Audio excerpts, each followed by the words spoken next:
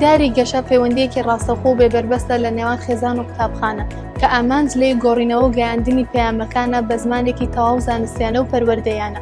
هەموو ئەو فاکتەرانەی کە دنەی پێشبەچوونی ئاستی معریفی و پەروەردەی خوێندکاران دەکات لەم دیدارەدا گفتوگۆیان لەسەر دەکرێت و شەنوکەوت دەکرێت. پێشنیاز و پەیامی خێزانەکان بە هەند وەردەگیرێت و کار و بەدواداچوونیان بۆ دەکرێت.